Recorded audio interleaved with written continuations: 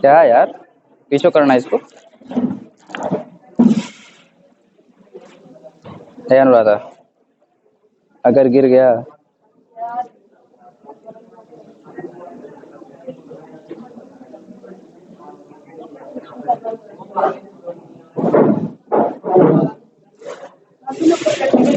हाँ सुनो, सुनिए। जैसे कल हम लोग को, जैसे कि हम लोग जो स्टार्ट करेंगे सिंपल हार्मोनिक मोशन, ठीक है। तो सिंपल हार्मोनिक मोशन पढ़ने से सबसे पहले ये जरूरी है हमें ये जान लेना कि साइन और कॉस एक्स, साइन एक्स और कॉस एक्स के बारे में जानना बहुत इंपॉर्टेंट है। सबसे पहले ये बार बार प्रॉब्लम करता है, ठीक है, सिंपल हार्मोनिक मोशन के चीजों को पढ़ने के लिए, ठीक है। तो देखो सिंपल हार्मोनिक मोशन एक ऐसा चैप्टर है जिसको पढ़ने के लिए हमें इनिशियली सारा कुछ आना चाहिए, जो भी बेसिक चीजें हैं, force, Newton's law of motion, work पर एनर्जी, सब कुछ जो भी चीजें हैं वो सब कुछ हमें क्या करना है, पढ़ना है, ठीक है। तो रितिका फिल कर, करेक्ट। तो क्या हुआ, तो गर्ल्स भी काउंट कर लो यार, कर रहे 29।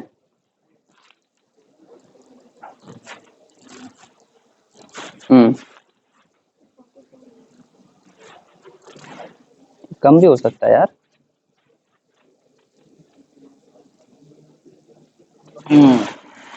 थैंक यू दाई जी।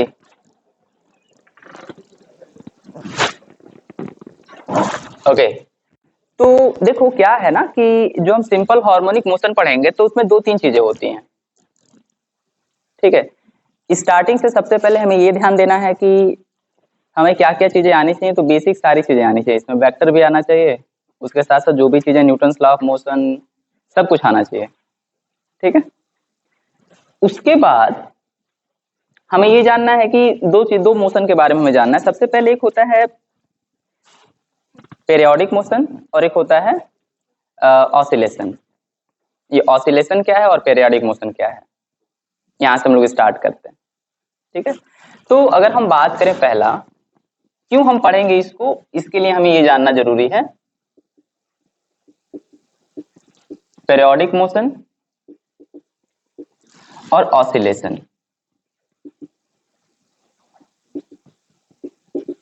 देखो पेरियोडिक मतलब समझ में आ रहा ना, जैसे कि कोई भी चीज किसी फिक्स टाइम इंटरवल के बाद क्या करे, रिपीट करे। किसी फिक्स टाइम इंटरवल के बाद अगर रिपीट करता है तो ऐसे मोशन को पेरियोडिक मोशन कहा जाता है, ठीक है। एक फिक्स पीरियड होता है उसका, कि कोई भी चीज, जैसे मान लीजिए कि हम बात कर रहे हैं एक साइकिलिस्ट की, ठीक है, कोई साइकिल चला रहा है किसी ट्रैक पर और वो अब दौड़ रहा है, मान लीजिए साइकिल नहीं चला रहा है, दौड़ रहा है ये 1 मिनट में, फिर से 1 मिनट का ये ट्रैक है इसका, तो 1 मिनट में यहाँ फिर से आ जाता है, फिर से 1 मिनट बाद वही जगह जिस जगह से स्टार्ट किया था दोबारा स्टार्ट कर दे रहा अपना मोशन। समझ में आ रही बात है। यानी कोई भी ऑब्जेक्ट या कोई भी पर्सन या कोई भी चीज जब अपने फिक्स्ड टाइम इंटरवल के बाद अपने मोशन को क्या करे, रिपीट करे, तो ऐसे मोशन को क्या कहा जाता है, पेरियोडिक मोशन, ठीक है। ये नॉर्मल पेरियोडिक मोशन का एक डेफिनेशन है। If any object repeat there motion in a certain period at a fixed time interval after a fixed time interval, this type of the motion is called periodic motion, ठीक है। अब जैसे दूसरी बात करते हैं ऑसिलेशन क्या होता है। ऑसिलेशन भी एक पीरियोडिक मोशन ही होता है, एक फिक्स्ड इंटरवल के बाद ही अपने टाइम को रिपीट करेगा। बट इसमें सबसे इंपॉर्टेंट जानना यह है कि क्यों ऑसिलेशन इससे डिफरेंस है, क्यों डिफरेंट है। तो जब कोई मोशन किसी फिक्स्ड पॉइंट के टू एंड फ्रो मोशन होता है, याद करेंगे to and fro motion, to and fro motion, यानी किसी फिक्स्ड पॉइंट के टू एंड फ्रो हो, जैसे सिंपल पेंडुलम का मोशन। जो सिंपल पेंडुलम होता है हमारे पास, ऐसे इसको सस्पेंड कर दिया और इसको ऐसे फोर्स लगा के थोड़ा सा मूव किया और छोड़िए, उसके बाद क्या होगा, ऐसे, हाँ, इस तरीके से ये मूव करेगा, ऐसे। तो क्या कर रहा है ये जो ऑब्जेक्ट है यानी ये जो सिंपल पेंडुलम है ये भी किसी फिक्स, ऐसे मान लीजिए कि यहां से यहां तक जाना, फिर से यहां पे आना और फिर से यहां चले आना, ये क्या कर रहा है, ये पाथ को रिपीट कर रहा है। पाथ को क्या कर रहा है, रिपीट कर रहा है कि नहीं। मतलब किसी फिक्स्ड टाइम, मान लीजिए कि 3 सेकंड ले रहा है यहां से जाना इधर, फिर से इधर जाना और इधर जाना, 3 सेकंड का टाइम ले रहा है मान लीजिए, तो 3 सेकंड बाद क्या करेगा, फिर से रिपीट करेगा कि नहीं, है 3 सेकंड बाद फिर से रिपीट करेगा। तो ये जो चीजें हैं हमारे पास, ये इसका ऑसिलेशन का, ये जो मोशन कहलाएगा ऑसिलेटरी मोशन कहलाएगा। देखो ऑसिलेटरी मोशन,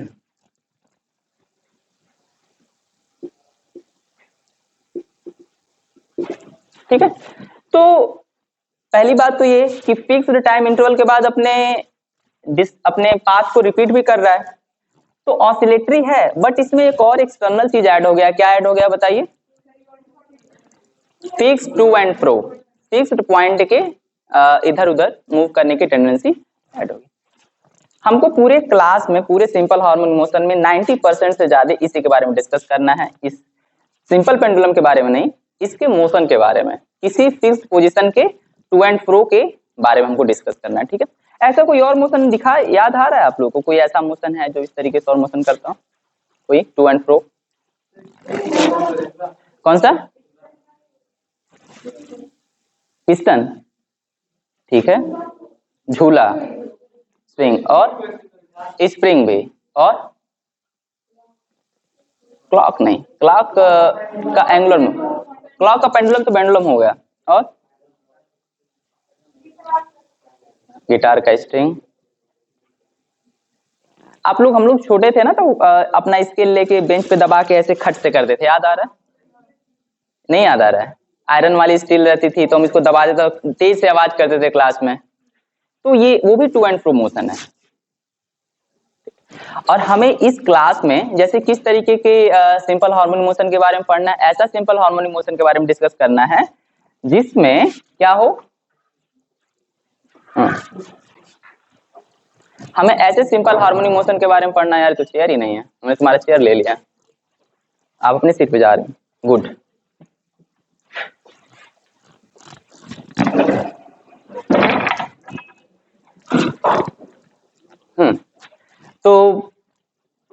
तो कहाँ थे, वो तो हो गया, पता नहीं क्या बता रहे थे, हाँ ठीक ठीक ठीक।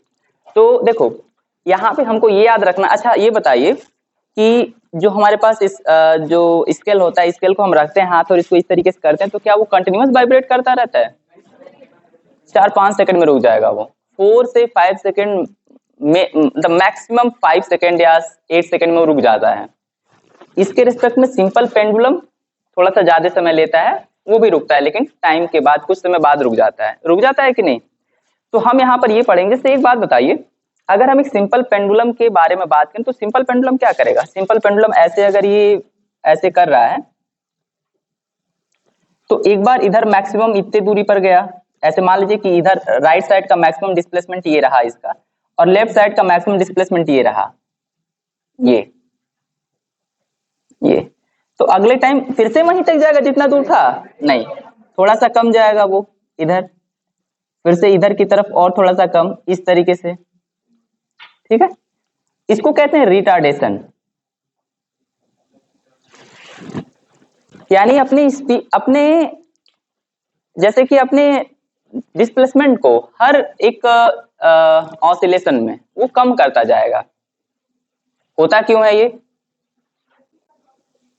धरती का एनर्जी का लॉस होता है, और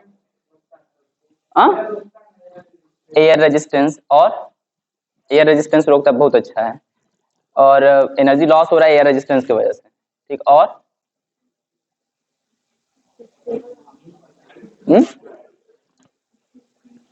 ये जो स्ट्रिंग जहां पे बंधी होती है, सुन लो ध्यान से, ये जो स्ट्रिंग जहां पे बंधी होती है वहां पे भी फ्रिक्शन होता है, वो जो डोरी होती है उस पॉइंट पर, जो डोरी होती है, जो थ्रेड यहाँ पे बंधा होता है, ठीक है, वहां पे टेंशन जो कि यहाँ पे भी रेजिस्टेंस पैदा करता है। तो ये दो मेन रीजन होते हैं, पहला ये और एयर रेजिस्टेंस, जिससे उसकी एनर्जी लॉस होती है, और एनर्जी लॉस होने से ये ऑलवेज क्या करता है, डिक्रीज करता जाता है पर सेकेंड या पर ऑसिलेशन। ठीक है, तो हमें इसके बारे में डिस्कस नहीं करना है, ये रेयर केस में हमारे सिलेबस में आ जाए। इसको कहते हैं डैम्प्ड हार्मोनिक ऑसिलेशन। क्या कहा जाता है, डैम्प्ड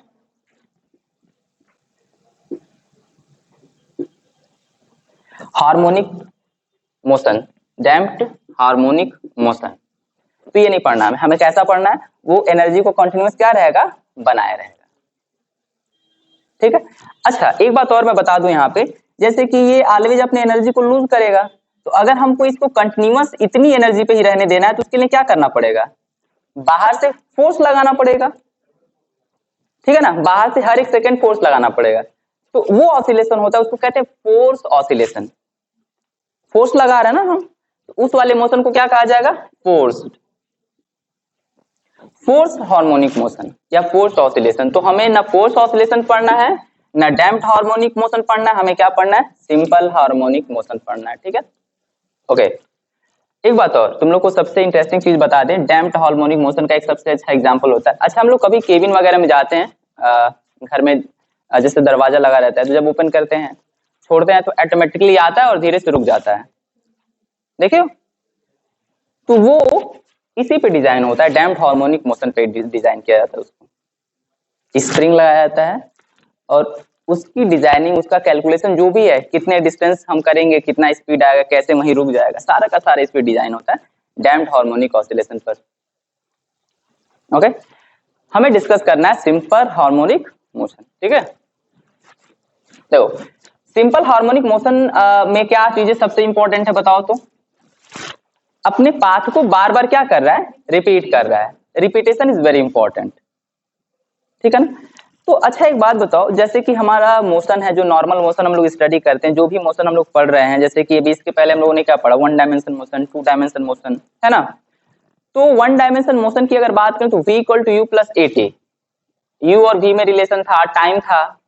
अगर हम उसके पाथ के बारे में बात करें तो क्या था, x और y दोनों चेंज हो रहे थे with respect to, x change हो रहा था। सिंपल हार्मोनिक अगर हम बात करें लीनियर मोशन की, यानी वन डायमेंशन मोशन की, 1D की, 1D की, उसमें एक कोऑर्डिनेट, जैसे ये रस्सी है, उसमें कोई चीज एक कोऑर्डिनेट पे चेंज होती थी, एक कोऑर्डिनेट चेंज होती थी, इसका एक कोऑर्डिनेट चेंज होता था simple harmonic, sorry one dimension motion में होता था कि नहीं। वन डायमेंशन मोशन में क्या होता था, हम देखते थे एक, यानी कोई इतने डिस्टेंस दूर जा रहा है ना। तो जैसे मान लो कि कोई अच्छा मान लो ये v स्पीड से मूव कर रहा है और t टाइम में कितना दूर जाएगा, तो नहीं कहते थे x is equal to v into t. अरे भाई distance is equal to speed into time, ये लिखा जाता था, इतना दूर जाएगा ये इसके पाथ को बताता है, x यानी वन कोऑर्डिनेट वेरी कर रहा है। अच्छा 2D मोशन में कौन कौन सा मोशन आता है, x और y दो चीज वेरी करता है, तो कोई मोशन हमने पढ़ा है इसके बारे में, पैराबोला, प्रोजेक्टाइल, और हमारे सिलेबस में अभी तक हमने 2D में केवल क्या पढ़ा, प्रोजेक्टाइल पढ़ा है। और याद करो प्रोजेक्टाइल के पाथ के बारे में हमने डिस्कस किया, याद आ रहा है, पाथ ऑफ प्रोजेक्टाइल क्या होता है, पैराबोला होता है। हमको फॉर्मूला याद नहीं आ रहा, याद है किसी को, क्या था path of projectile, y is equal to क्या था, नहीं u sine u tan theta करके कुछ था, चीटिंग करो, बताओ जल्दी से, बुक देखो तब बताओ, तो लिखे यहाँ पे, है किसी के पास बुक, कोई फर्स्ट पोर्शन नहीं लाया है, ला दो, लाओ बताएं।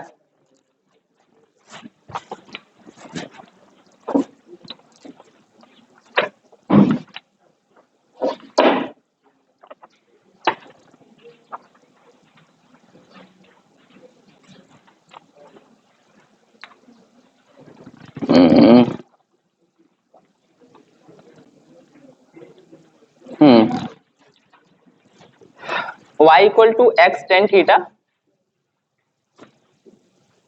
Minus g divided by 2, u cos theta का whole square into x square. ये पाथ ऑफ पैराबोला है। समझ में आ रही बात है? तो देखो वन डायमेंशन मोशन के लिए ये वाला हमने इक्वेशन यूज किया, टू डायमेंशन मोशन के लिए हमने डिराइव किया ये वाला इक्वेशन। अब बात ये है कि हमारे पास ये वाला मोशन हो रहा है यार, यहाँ पे ये गया ऐसे और गिर गया, इसके लिए ये यूज किया। कोई चीज स्ट्रेट पाथ पर मूव कर रहा है, इसके लिए हमने ये यूज कर लिया। अब बात ये है, अगर कोई इस तरीके से मोशन करे तो इसके लिए कौन सा इक्वेशन हम यूज करेंगे, ये जानना बहुत जरूरी है। समझ में आ रही बात है? कौन सा इक्वेशन यूज करें और इक्वेशन क्यों ऐसे ही होगा। तो इसके लिए हम लोगों ने सोचा कि क्या ऐसा कौन सा मैथमेटिकल वे है जिसकी वजह से हम इसको ऐसे रिप्रेजेंट कर पाए। तो अच्छा ये बताओ, इसका मोशन क्या है, पीरियोडिक है ना, एक सर्टेन टाइम इंटरवल के बाद क्या कर रहा है, रिपीट कर रहा है अपने मोशन को। यहां से चला था, फिर से यहां गया, फिर से इधर गया, फिर से वहीं आ गया। एक सर्टेन टाइम इंटरवल के बाद क्या कर रहा है, वो रिपीट कर रहा है। तो ऐसा कोई मैथमेटिक्स में कुछ ऐसा है जो कि अपने पाथ को बार बार रिपीट करे, कोई फंक्शन? वेव का तो कोई फंक्शन नहीं होता है, वेव का फंक्शन होता है, बट ये मैथमेटिक्स थोड़ी ना है। कोई है ऐसा मैथमेटिकल फंक्शन जो अपने पाथ को अपने ऐसा फंक्शन जो बार बार अपने पाथ को रिपीट, अपने वैल्यू को बार बार रिपीट करे किसी फिक्स्ड इंटरवल के अंदर, किसी फिक्स्ड डिस्टेंस के अंदर? बताइए, याद आ रहा है कोई चीज मैथमेटिकल फंक्शन?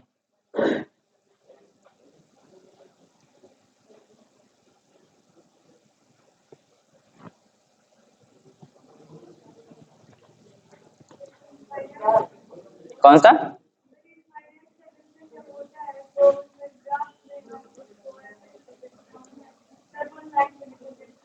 Infinite solution. अच्छा अच्छा, उसका किसी फंक्शन का, और इनफाइनाइट सॉल्यूशन किसी टू वेरिएबल लीनियर इक्वेशन का इनफाइनाइट सॉल्यूशन। और बताइए,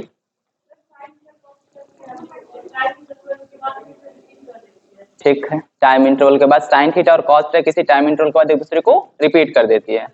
और ट्रिग्नोमेट्री क्या, वही ट्रिग्नोमेट्री रेशियो। अगर हम बात करें साइन और कॉस की, तो साइन और कॉस फंक्शन के बारे में पहले देखते हैं, और साइन और कॉस कैसे इसके साथ इंटरलिंक करता है, क्यों सिंपल हार्मोनिक मोशन का हमने इक्वेशन साइन ही दिया, इसके बारे में डिस्कस कर लेते हैं। और अभी हम जान जाएंगे कि ये वजह थी हमने साइन थीटा और कॉस थीटा के को इसके साथ मिलाया और लिखा। पहले बात ये बताओ, ये मोशन अपने पाथ को बार बार एक फिक्स्ड पॉइंट से फिर से क्या कर रहा है, रिपीट कर रहा है। पहले हम साइन और कॉस के बारे में डिस्कस कर लेते हैं। पहले देखो, अगर कोई ट्रायंगल इस तरीके से है, इसमें A B and C side है, ये एंगल तुम्हारा थीटा है, तो बीसी को कहा जाता है परपेंडिकुलर एक्सिस और ये कहा जाता है बेस।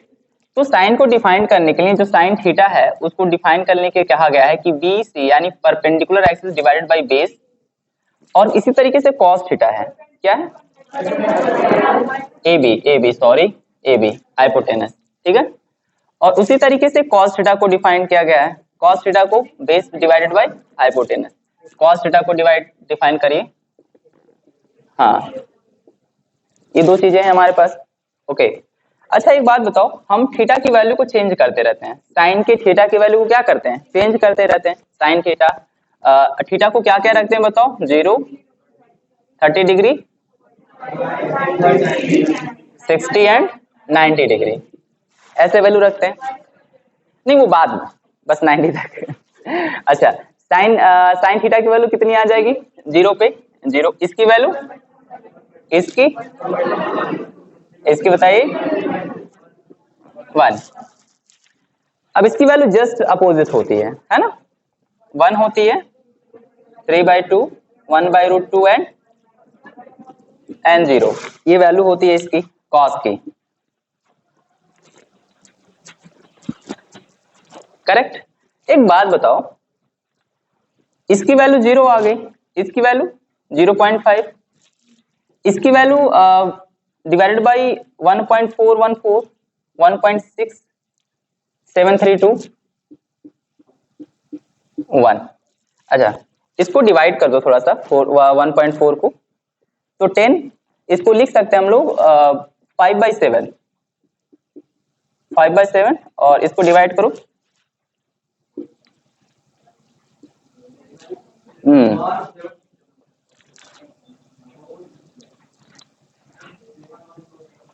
ऐसे इतना इतना रहने दो, 7.07, और इसको ये देखो, इसको मैं लिख सकता हूँ 0.71, यानी 0.7 लिख दीजिए, 71 को छोड़ दीजिए, 0.7। इसको लिख सकते हैं 0.85 है तो 0.9 लिख दीजिए, 85 लिख दीजिए, सही है, 0.85, 85 लिखिए, 6 है तो 6 ही लिख दीजिए, कोई नहीं। अच्छा, इसको क्या लिख सकते हैं 1, इसको 0.86, इसको क्या लिखा जा सकता है 1, नहीं 0, क्या वो नहीं, इसको हमको इस तरीके से लिख रहे हैं, हमें इसका ग्राफ बनाना है, तुम लोग को दिखाना है इसका ग्राफ कैसे बनता है, जिससे तुम लोग कंप्लीट फेमिलियर हो जाओ कि हाँ ये जो ग्राफ, ये जो साइन और कॉस है, साइन और कॉस जो है वो इस मोशन को अच्छे से एक्सप्लेन कर सकता है, इस वजह से इसके इसके मोशन को, इसके इक्वेशन को हम साइन के फॉर्म में लिखते हैं, कॉस के फॉर्म में लिखते हैं। क्यों लिखते हैं ये रीजन बता रहे हैं हम, ये जानना बहुत जरूरी है, ये प्रॉब्लम है। देखो, अगर हम कहें आप लोगों से, ये तुम्हारे पास एक ग्राफ तुमने बनाया, ठीक है, साइन और कॉस का यहाँ पे रखा तुमने, देखो तुम यहाँ पे वैल्यू रखते चले जा रहे हो, ये थीटा 0 से स्टार्ट करते हो, 0 है, नहीं 45, 90 डिग्री, उसके बाद कितना हो जाएगा 135, उसके बाद कितना होगा 180, ऐसा सही है। इसी तरीके से यहां पर तुम करोगे कि और दूर दूर कर दिया जाए, 45, 90, 135, 180, इधर देखो ऐसे, या 45 डिग्री, 90, 130, 180। इस पे देखो अगर हम ध्यान से देखेंगे ना तो इसकी वैल्यू रिपीट होती है। देखो साइन की जो वैल्यू होती है, साइन सेकंड कोऑर्डिनेट में, सेकंड कोऑर्डिनेट की अगर हम बात करें तो ऐसे तुम लोगों ने पढ़ा होगा ASTC, तो सेकंड कोऑर्डिनेट में जो साइन का जो कोऑर्डिनेट होता है वो पॉजिटिव होता है कि नहीं, पढ़ा है, तो उसी के बारे में डिस्कस करेंगे अभी। तो देखो ये बताओ, हम इसके जैसे कि देखो ये तो हमारा एंगल हो गया, एंगल की वैल्यू रख रहे हैं, एंगल की वैल्यू हम यहाँ पे रखें, और हमको किसकी वैल्यू, ये जो वैल्यू मिली है ये किसकी वैल्यू है, साइन थीटा की वैल्यू है, किसकी वैल्यू है, साइन थीटा की। तो इधर हम साइन थीटा को रिप्रेजेंट कर रहे हैं, साइन थीटा को क्या कर रहे हैं, रिप्रेजेंट कर रहे हैं, ठीक है ना, ओके। अच्छा, साइन थीटा की मैक्सिमम वैल्यू देखो 1 आती है, याद रखना, ये याद करने वाली चीजें होती हैं, और याद क्या करना, आप लोग कभी भी प्रैक्टिकल करोगे तो मिलेगा, साइन थीटा की जो मैक्सिमम वैल्यू होती है 1, और जो मिनिमम वैल्यू होती है वो -1 होती है। तो इधर की तरफ हम मैक्सिमम 1 कर दें, इसका हाफ, और इधर -1, ठीक है, ओके। अच्छा एक बात बताओ, साइन 0 की वैल्यू कितनी थी, कितनी है 0, तो ये हमने लिखा यहाँ पे 1 और यहाँ पे लिखा हमने माइनस, तो साइन 0 की वैल्यू 0, तो 0 से स्टार्ट हुई, फिर से 30 डिग्री है ना, 0.5। अच्छा ये बताओ 45 डिग्री ये है, 45, तो ये बताओ ये कितना हो जाएगा 22.5, तो इसके बीच में इधर कहीं आएगा 35, ऐसे 30 डिग्री यहाँ पर है ना, इनके बीच में कितने का गैप है, इतने का गैप है, तो 2 से डिवाइड करिए 11, तो अगर इसका हाफ देखे तो यहाँ पे कितना आ जाएगा 11 ऐड करेंगे, हाँ 30 डिग्री इसी के करीब में आएगा। चलिए यहाँ पे 30 डिग्री हो गया हमारे पास। इसके करस्पॉन्डिंग वैल्यू कितनी है बताइए? 0.5, यानी यहाँ पर, सॉरी यहाँ पर ऐसे 45 के करस्पॉन्डिंग कितनी है? 0.7, यानी 5 है तो इनके बीच में 5 का गैप होना चाहिए। तो ये ऐसे यहाँ पर इसी तरीके से 60 डिग्री होगा, तो 60 डिग्री कितना है? 0.8 ऐसे। ये इधर 60 कहीं आएगा तो 0.86 यहाँ पे, इन दोनों के बीच में ऐसे यहाँ पे इधर। और 90 के लिए कितना आएगा? मैक्सिमम 1। करेक्ट ना? समझ में आ रही बात है? ये ऐसे ग्राफ बना, ठीक है। और जस्ट आप देखोगे कि 190 है ना, तो 90 प्लस थीटा, तो जस्ट इसकी वैल्यू रिपीट होती है, यानी 90 के बाद जस्ट ये होगा 0.5, 0.7, 0.8, यानी 90 के बाद कितना आएगा? 120। उसके बाद उसमें 45 ऐड करो तो कितना आ जाएगा? 135। 60 ऐड करो तो कितना आ जाएगा? 150। उसके बाद 180। क्या हो रहा है वैल्यू? ध्यान से सुनना, फिर से सेम वैल्यू रिपीट होगी। यहाँ पे इसकी वैल्यू आ जाएगी, ये जो भी है इधर कहीं इस चीज के करस्पॉन्डिंग, इसके जस्ट इक्वल डिस्टेंस में इसकी वैल्यू इधर कहीं आ जाएगी ऐसे। यहाँ एक वैल्यू होगी, और देखो ये 180 पर क्या आ जाएगा? 0। ठीक, ये ग्राफ एक बना ऐसे। फिर से चौक नहीं है ना हमारे पास? चौक है किसी के पास? थोड़ा सा, कोई नहीं चाक रखा? मेरे पास भी नहीं है। ठीक है, ओके। तो ऐसे ही क्या होगा ना, ये ग्राफ अब 180 यानी थर्ड क्वाड्रेंट पे चला गया, ये ग्राफ ऐसे ही रिपीट होगा इधर की तरफ यहां तक ऐसे। ये ग्राफ ऐसे क्या करेगा? रिपीट करेगा इस टाइम। हाँ एकदम नेगेटिव करेगा, क्योंकि 180 तक तो पॉजिटिव है। देखो 0 से 180 तक क्या है? पॉजिटिव है, ठीक है। और 180 किस में आ जा रहा है? थर्ड क्वाड्रेंट में आ जा रहा है ना। और थर्ड क्वाड्रेंट क्या होता है? उसमें टेन और कॉट पॉजिटिव होता है। समझ में आई बात? इसलिए इसके बाद ये नेगेटिव वैल्यू शो करेगा। समझ में आ गई बात? अब जैसे देखो, यानी अगर हम इसको थोड़ा सा और वो बना दें, पहले ही सही बनाया गया था, इस तरीके से कर दिया जाए इसको 90 डिग्री यहाँ पर और 180 इधर, तो ऐसे क्या होगा? ये ऐसे 180 के बाद क्या होगा? फिर से वैल्यू रिपीट करेगा, फिर से इसके बाद ऐसे ऊपर जाएगा। देखो हर 360 डिग्री के बाद अपने पाथ को क्या कर रहा है? रिपीट कर रहा है। ये तो एंगल के बाद रिपीट कर रहा है, और उसमें क्या था? टाइम के बाद अपने मोशन को क्या कर रहा था? रिपीट कर रहा था। कौन? साइन। तो साइन का हम इस तरीके से उसके साथ कनेक्शन देखें तो साइन के फंक्शन को हम उसके मोशन को रिप्रेजेंट करने के लिए यूज कर सकते हैं। पहली बात, कॉस के बारे में देख लो, कॉस को तो बनाया जा सकता है। अच्छा 90, 180 और 273, 270 एंड 360। देखो इधर, अब जैसे देखो इसकी वैल्यू कॉस, अच्छा बताओ इस पे अगर एंगल हमने रिप्रेजेंट करना तो इस पे क्या रिप्रेजेंट करेंगे? Cos theta. इस पे क्या रिप्रेजेंट किया जाएगा? Cos theta. इस पे थीटा रिप्रेजेंट किया जा रहा है तो इस पे कॉस थीटा। अच्छा एक बात बताइए, हाँ बोलो। साइन नहीं, 0 होती है ना। हाँ सबकी देखो 180, 360, 0, सबकी वैल्यू 0 होती है, 90 की वैल्यू 1 होती है। ठीक है, ध्यान सुनिए इधर देखिए, ये थीटा है, वैल्यू ऐसे वेरी कर रही है, इधर कॉस थीटा है और इधर थीटा है। एक बात बताइए, कॉस जीरो की वैल्यू कितनी है? 1। तो पहले ही कॉस 0 की वैल्यू 1 आ गई यहां। उसके बाद 30 डिग्री 0.8, यानी थोड़ा सा नीचे, ये 45 है, इधर 30 डिग्री 0.8 ऐसे। 45 की वैल्यू कितनी आ गई? यहाँ पे 0.7, ये 5 है, 0.7 इधर। 1/2, 60 की वैल्यू हाफ,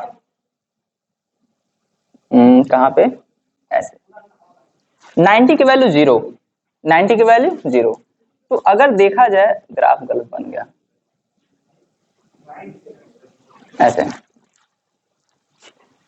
ऐसे ग्राफ की वैल्यू फिर से क्या हुआ, ये ऐसे इधर इस साइड सेकंड कोऑर्डिनेट में देखो वैल्यू निगेटिव होती है इसकी, इसलिए ये निगेटिव हो गया। फिर से ऊपर ऐसे उठेगा, ये इसका एक ऑसिलेशन कंप्लीट हुआ यहां पर। इसके बाद क्या करेगा, ये फिर से अपने पाथ को रिपीट करेगा। समझ में आई बात है। तो कॉस और साइन का फंक्शन क्यों इतना रिलेवेंट है सिंपल हार्मोनिक मोशन में, ये रीजन है कि ये जो फंक्शन होते हैं अपने पाथ को क्या करते हैं, रिपीट करते हैं, और इसका डायरेक्ट कनेक्शन हो सकता है किसके साथ, सिंपल हार्मोनिक मोशन के साथ। इस वजह से साइन और कॉस को हम उसका इक्वेशन ऑफ मोशन कंसीडर करते हैं, ठीक है। अच्छा, अभी ये थीटा क्या है, थीटा बताता है, देखो ध्यान से अभी समझ लो, जैसे अभी जब हम पढ़ेंगे ना तो इसमें एक ओमेगा आएगा, x is equal to a sine omega t, एक इक्वेशन बार बार पढ़ना रहेगा हमें, x is equal to a sine omega t plus five, ठीक है। ये इक्वेशन बार बार आएगा, इसको आप लोग लिख सकते हो ए साइन ओमेगा टी, बस सिंपल, ठीक है। ये बताओ ओमेगा को कंसीडर किया गया और टी को कंसीडर किया गया, तो ओमेगा जो है ना वो एंगल वाला बात है, जिससे ये पता चलेगा कि हमारा, जैसे एक बात बताओ, अगर ये तो चीजें समझ में आ गई होंगे हमारे साथ, एक बात बताओ मुझे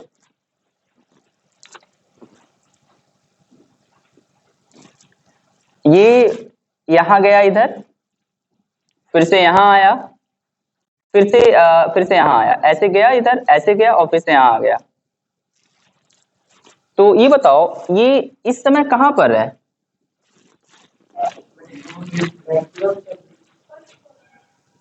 अगर देखा जाए तो अगर हम इसको एंगल वाले हिसाब से देखें,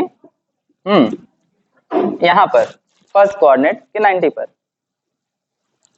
यहां जाएगा तो यानी यहां से अगर मोशन स्टार्ट हो रहा है तो हम कहें यहां पे पहुंच गया ये, फिर से यहां जाए तो ऑब्जेक्ट यहां पहुंच गया है, फिर से यहां गया, यहां पहुंच गया, और यहां से जब यहां आएगा तो फिर से कहेंगे अपने जहां पे पहुंच गया।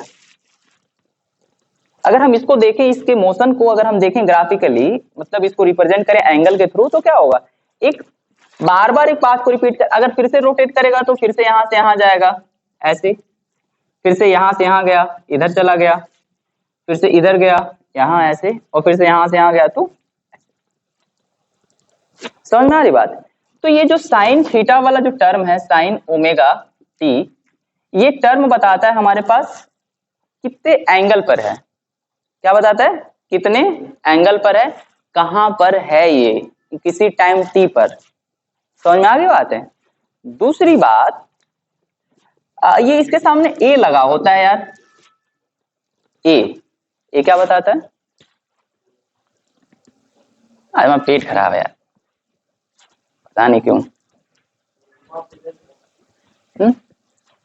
नहीं बहुत प्यास लग रहा है। चलो बताओ, ए साइन ओमेगा टी में ए क्या है,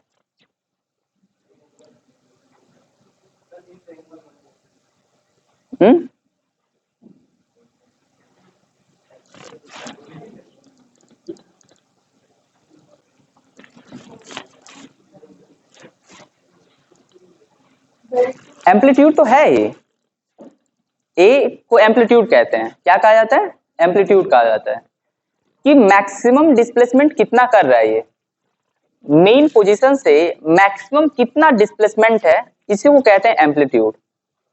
समझ में आ रही बात है। अच्छा देखो एक बात बताओ, यहां पर ये मैक्सिमम डिस्प्लेसमेंट ले रहा है, ये वाली इसका मेन पोजीशन ही है, यहां से मैक्सिमम डिस्प्लेसमेंट ए है, ये मैक्सिमम डिस्प्लेसमेंट ये है। तो अगर ये यहां से यहां तक होगा, मतलब ये कहां होगा बताओ, इस समय ये कहां होगा, 90 डिग्री पर, और 90 डिग्री पर साइन की वैल्यू कितनी आती है, 1 आती है, मैक्सिमम आती है 1 होती है।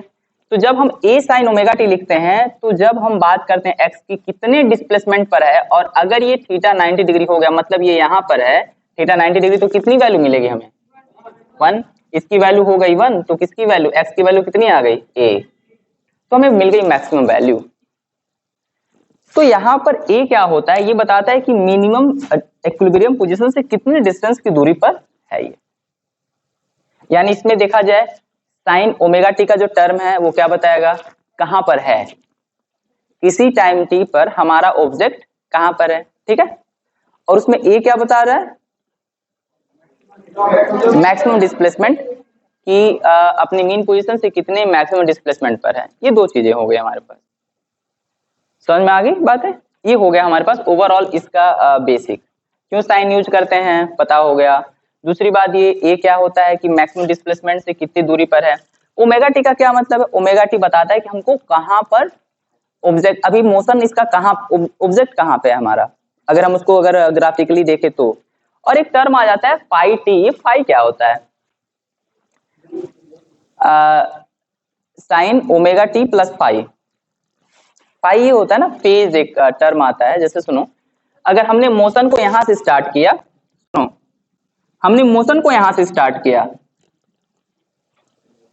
जैसे देखो पेंडुलम को दो तरीके से स्टार्ट करो तुम, दो पर्सपेक्टिव को कंसीडर करो। पहली बात तो ये,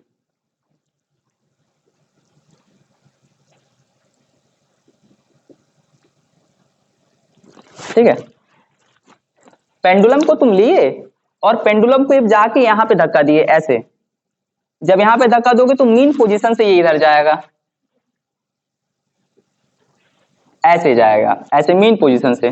लेकिन तुम पेंडुलम को यहां रखे रहो और अब यहां पे फोर्स लगाओ, जब तुम यहां फोर्स लगाओगे तो ये इधर तो जाएगा लेकिन इसका मीन पोजीशन तो रहेगा यही ना, करेगा। तो इसी के करस्पॉन्डिंग मोशन ये क्या हुआ, तुमने फोर्स यहां पर लगाया है, तो यही बताता है कि कितना पाई डिग्री, कितने डिग्री एंगल से हमारा मोशन स्टार्ट हुआ है, ये फाई बताता है।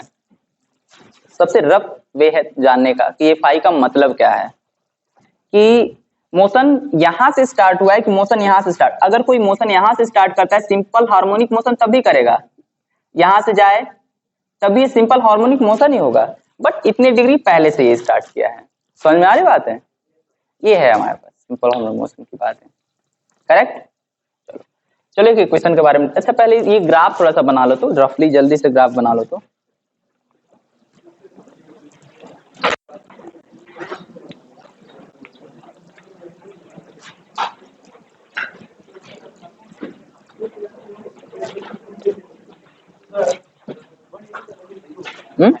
साइन 180, जितना 180 0 360 सब जीरो होता है, हाँ पेयर पे बनाया रहा क्या, ग्राफ सब पेयर पे बनाओ।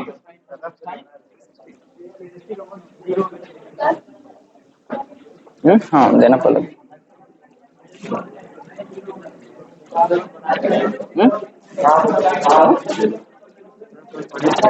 अच्छा अच्छा अच्छा, बहुत बढ़िया।